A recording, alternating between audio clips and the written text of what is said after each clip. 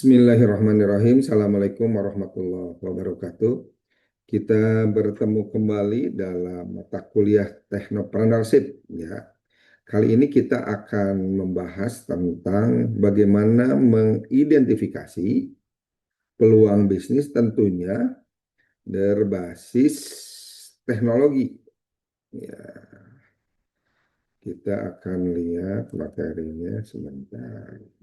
Slide share. Oke. Oke.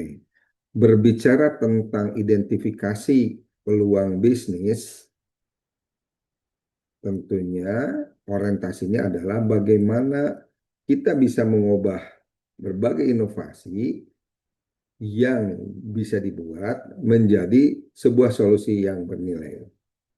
Kita akan belajar kali ini tentang sumber-sumber inovasi dan ide bisnis teknologi.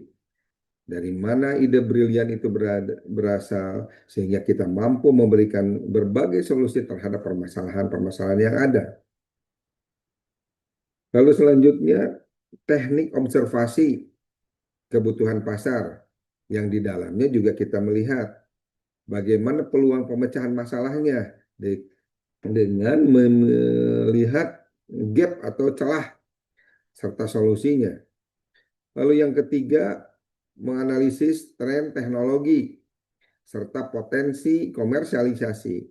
Jadi teknologi yang kita miliki, yang kita kuasai harus dijadikan sebuah potensi komersialisasi terhadap apa yang kita buat, apa yang menjadi orientasi bisnis kita. Selanjutnya yang keempat, teknik kreativitas dan brainstorming. Di dalamnya membahas tentang design thinking yang memuat tentang metode terstruktur untuk menghasilkan berbagai ide. Dan yang terakhir, bagaimana implementasinya berupa workshop. Dalam hal ini pemetaan masalah dan peluang. Di dalamnya ada penerapan ilmu langsung untuk lingkungan di sekitar kita. Nah, yang pertama berbicara tentang sumber-sumber inovasi. Ide bisnis teknologi yang kuat seringkali berasal dari sumber-sumber yang menyangkut tentang masalah pribadi, ya, dari masalah yang kita miliki atau masalah yang kita hadapi. Biasanya kita mendapatkan kesulitan. Nah, ini merupakan petunjuk terbaik. Misalkan saya sulit mengatur keuangan bisnis. Terciptalah aplikasi finansial teknologi untuk UMKM. Lalu misalkan yang kedua, adanya perubahan demografi ya, dan gaya hidup, di mana perilaku konsumen berubah begitu cepat berdasarkan kebutuhan yang bersisian dengan teknologi. Misalkan gaya hidup sehat, ya, lahirlah aplikasi fitness ya, atau wearable device, sehingga konsumen bisa memastikan secara real time bagaimana kondisi kesehatan dan apa upaya terbaik untuk menjaganya. Lalu ide bisnis juga bisa lahir dari proses yang sudah lama ya, atau outdated proses. Kita cari bidang yang masih menggunakan cara-cara manual. Lalu dibuatlah polarisasi penyelesaiannya atau solusinya dengan sistem teknologi yang ada. Misalkan proses antrian di bank. Nah, dengan adanya mobile banking jadi tidak ada lagi antrian. Dengan adanya digital payment jadi tidak usah mengantri terhadap upaya untuk memastikan terlayaninya konsumen. Yang keempat, ide bisnis juga lahir dari penemuan atau pengetahuan baru, hasil dari penelitian, riset and development, misalkan penemuan artificial intelligence dengan model ChatGPT misalkan, memunculkan berbagai tools atau chatbot yang bisa menjadi asisten penyelesaian tugas-tugas kita berbasis AI. Yang kelima, kegagalan pasar atau market gap, ya, atau celah permasalahan.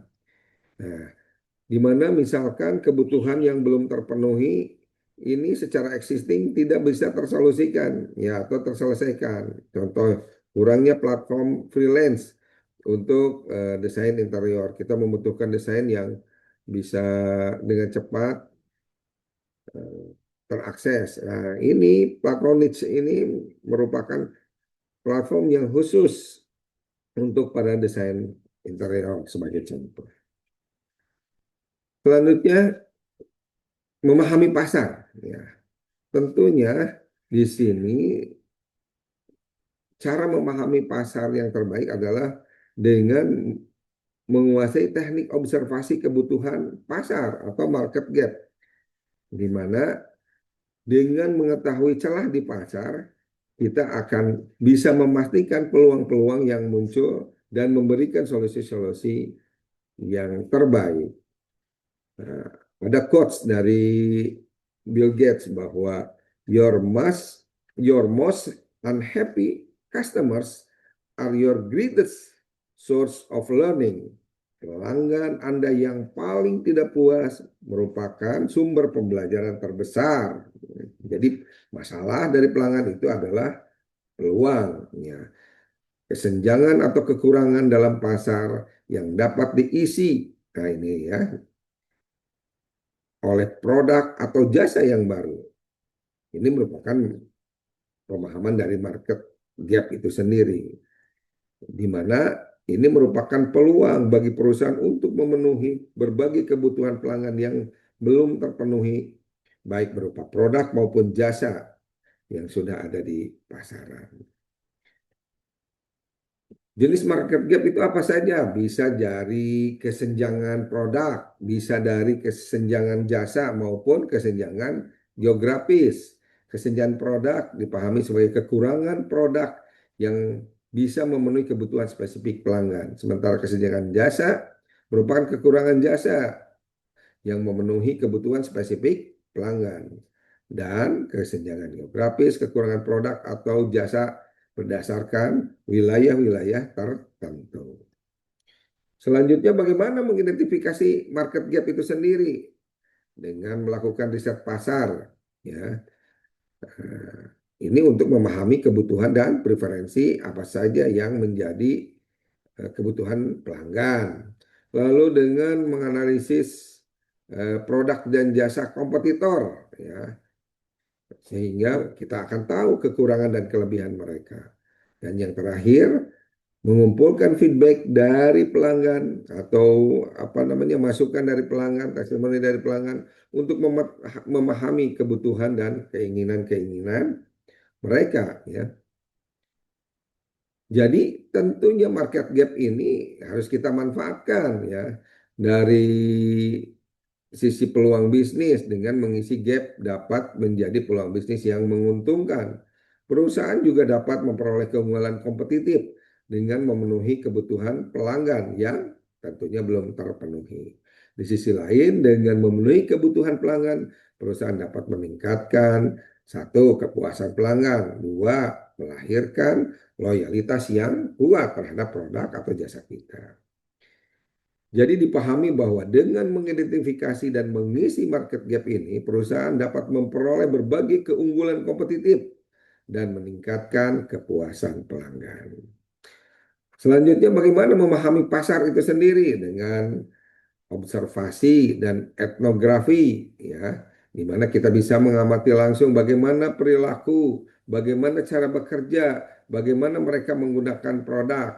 Misalkan melihat para pedagang kaki lima kesulitan kembalian atau pembayaran. Nah, dibuatlah pembayaran digital, QRIS yang sederhana untuk UMKM.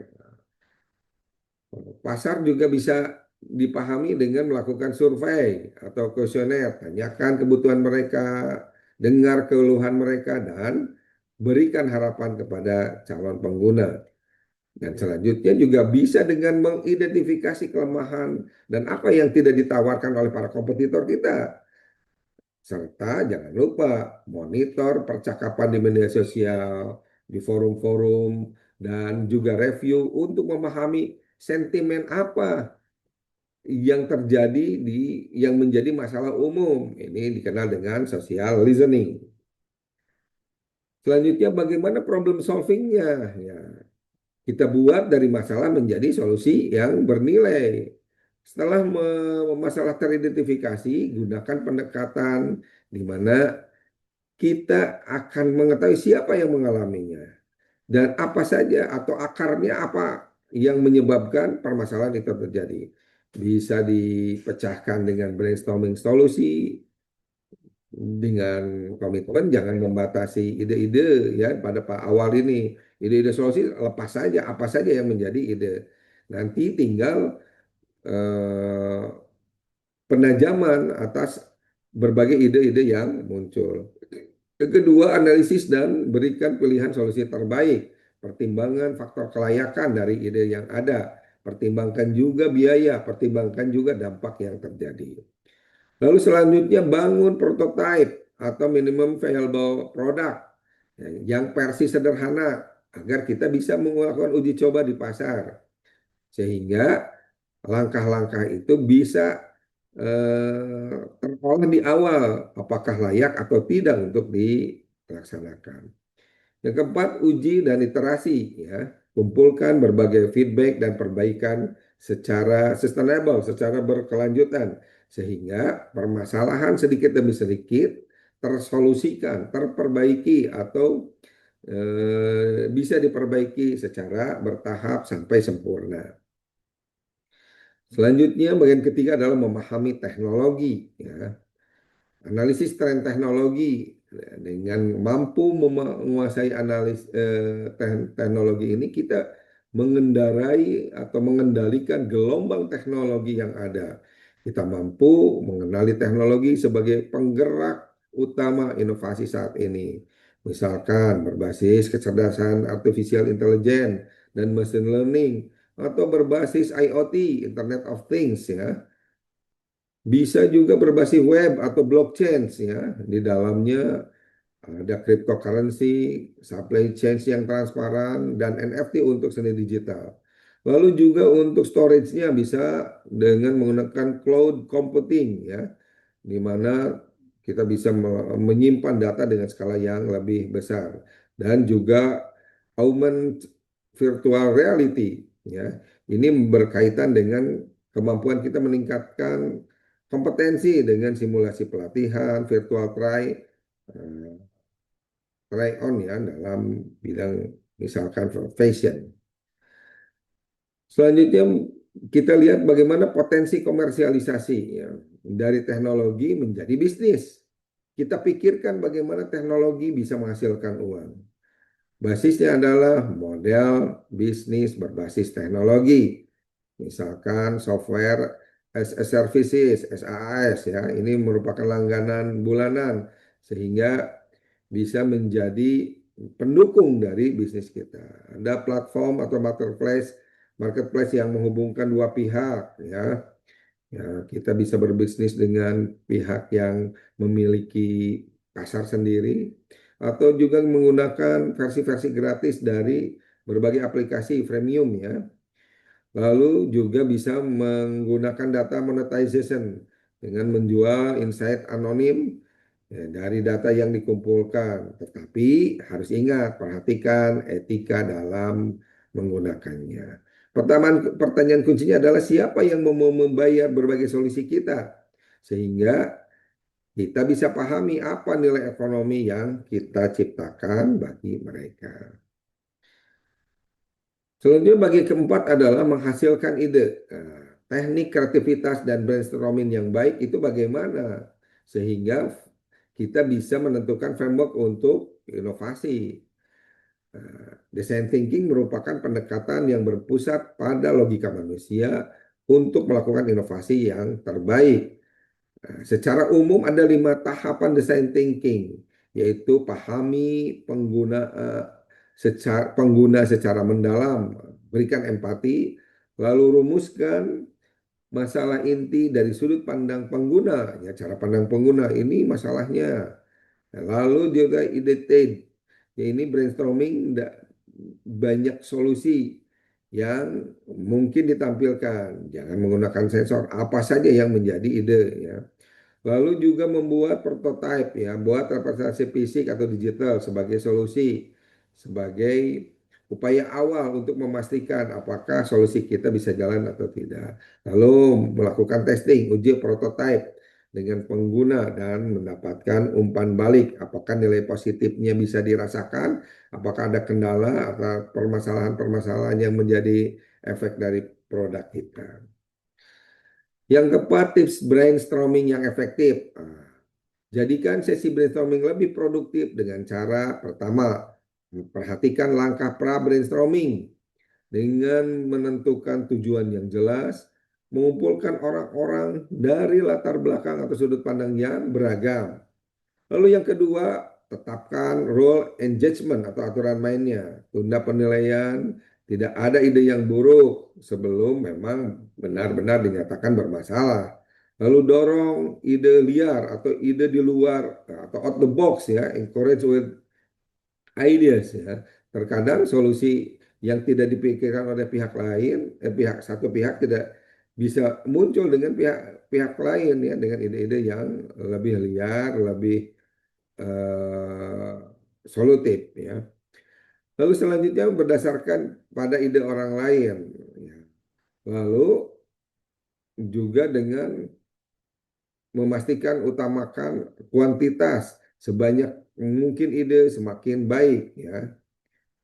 Yang ketiga, jadikan sesi brainstorming yang lebih produktif adalah teknik how might me. Bagaimana kita bisa melakukan ini ya. Ubah masalah dengan pertanyaan peluang.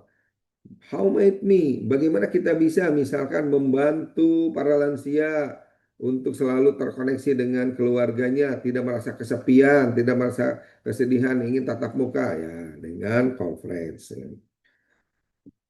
Lalu yang kelima, yang